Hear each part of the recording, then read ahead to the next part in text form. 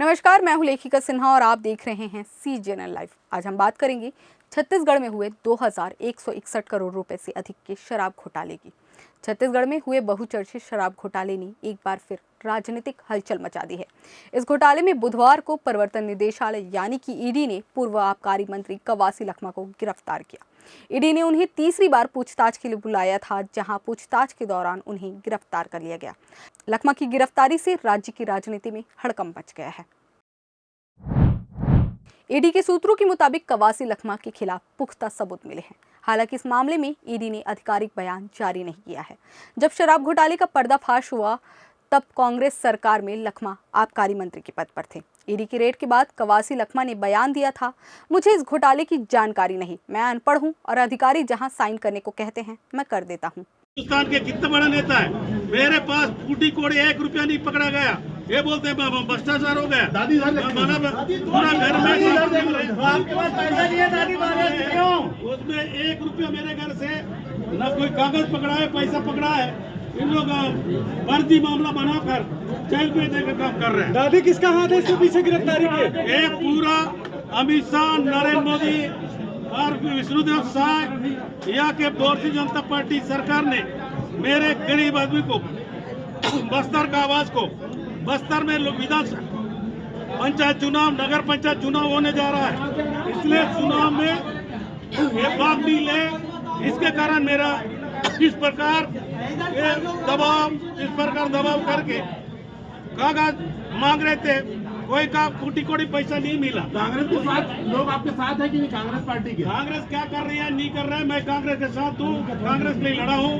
कांग्रेस आपके लिए लड़ रही है कि नहीं? दादी कांग्रेस आपके लिए लड़ रही है? दादी कांग्रेस आप ईडी की खूब तारीफ कर रहे थे कि ईडी वाले आपको अच्छा बर्ताव कर रहे हैं, लेकिन कांग्रेस हो गया।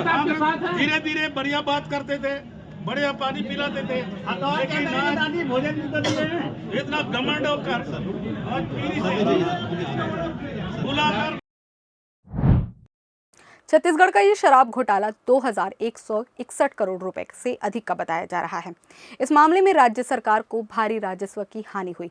ईडी का दावा है कि इस घोटाले को IAS अनिल टुटेजा, आबकारी विभाग के MD AP त्रिपाठी और कारोबारी अनवर ढेबर ने मिलकर अंजाम दिया। इन लोगों ने एक अवैध सिंडिकेट बनाकर नकली होलोग्राम और अवैध शराब के जरिए घोटालों को अंजाम दिया। इस मामले में सबसे बड़ा खुलासा तब हुआ जब नोएडा की एक होलोग्राफिक कंपनी के मालिक विधु गुप्ता को गिरफ्तार किया गया। पूछताछ में उसने अनवर ढेबर और अन्य आरोपियों के नाम उजागर किए। बताया गया कि 2019 से 2022 के बीच लाइसेंसी शराब दुकानों पर नकली होलोग्राम लगाकर अवैध शराब बेची जाती थी। इस प्रक्रिया में नोएडा की कंपनी को टेंडर दिया गया था, जबकि वो कंपनी इस काम के लिए पात्र ही नहीं थी।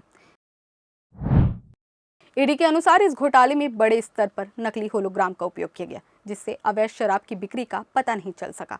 ये नकली होलोग्राम उत्तर प्रदेश के नोएडा में तैयार किए गए। बदले में कंपनी से मोटी रकम के रूप में कमीशन लिया गया। जब ईडी ने इस घोटाले की जांच तेज की तो एक एक करके नाम सामने आते गए। अनवर ढेबर और AP त्रिपाठी की गिरफ्तारी के बाद कांग्रेस विधायक और पूर्व आबकारी मंत्री कवासी लखमा का नाम जांच के दायरे में आया। ईडी ने 28 दिसंबर को कवासी लखमा के घर और उनके बेटे हरीश कवासी के निवास पर भी छापे मारे। ईडी की जांच में खुलासा हुआ कि घोटाले में शामिल लोगों ने सरकारी नियमों में फेरबदल कर अपने हित साधे। नकली होलोग्राम के जरिए राजस्व को भारी नुकसान पहुंचाया गया। 2022 तक इस घोटाले का दायरा इतना बढ़ गया कि सरकार को करोड़ों रुपए के राजस्व का घाटा हुआ। गिरफ्तारी से पहले कवासी लखमा ने बयान दिया था, मुझे इस घोटाले की जानकारी नहीं, अधिकारी जो कहते हैं मैं वही करता हूं।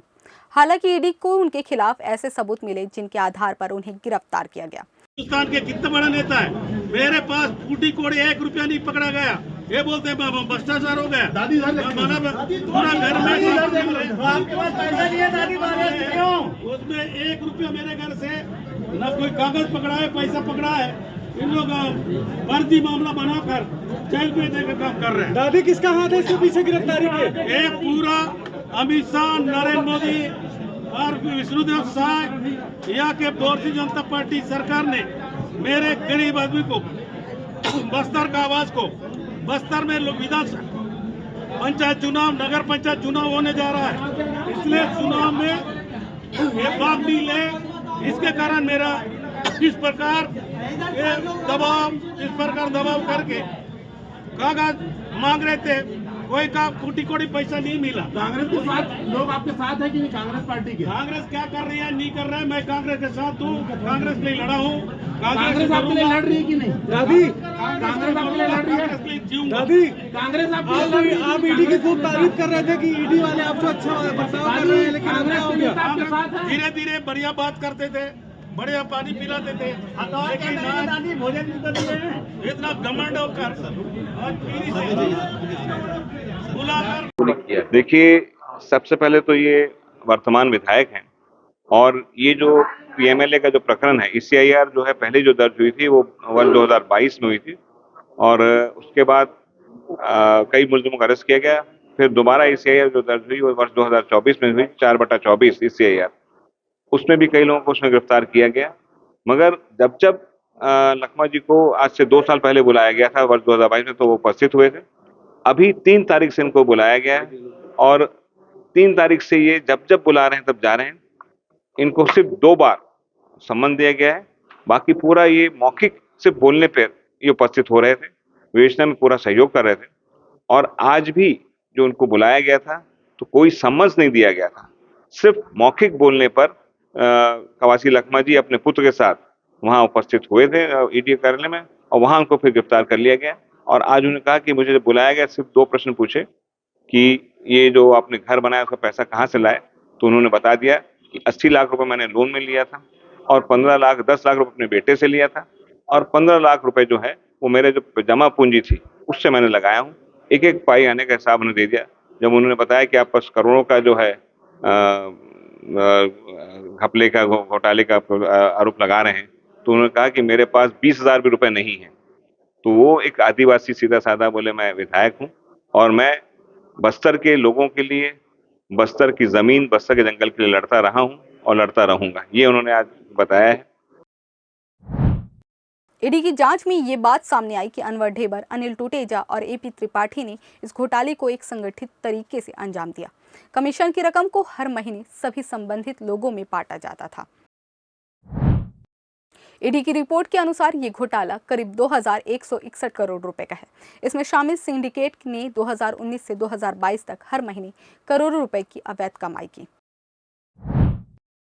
इस घोटाले ने छत्तीसगढ़ में तात्कालीन कांग्रेस सरकार की छवि को बड़ा झटका दिया है। भाजपा ने इस मामले को लेकर पूर्व सरकार पर जमकर हमला बोला है। सवाल उठ रहे हैं कि आखिर इतनी बड़ी घोटाले की जानकारी उस समय सरकार को क्यों नहीं थी।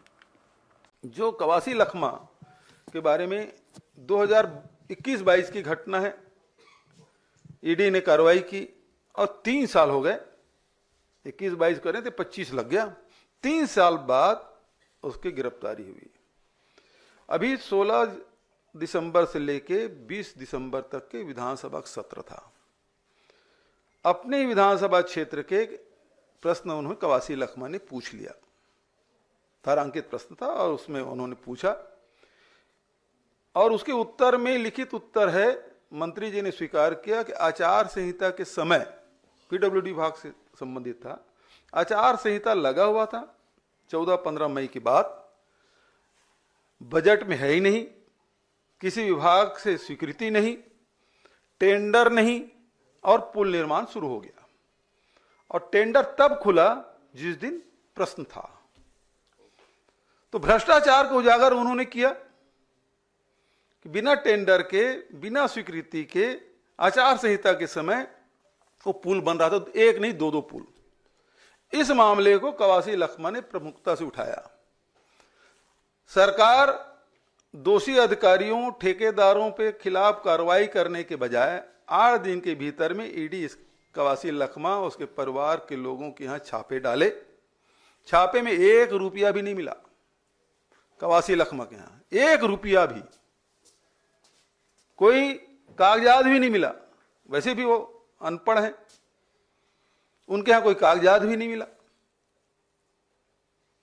और उसके बाद उसको गिरफ्तार कर लिया गया।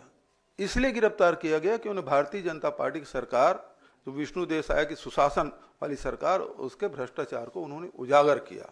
छत्तीसगढ़ शराब घोटाले ने राज्य की राजनीति और प्रशासनिक प्रणाली पर कई गंभीर सवाल खड़े कर दिए हैं।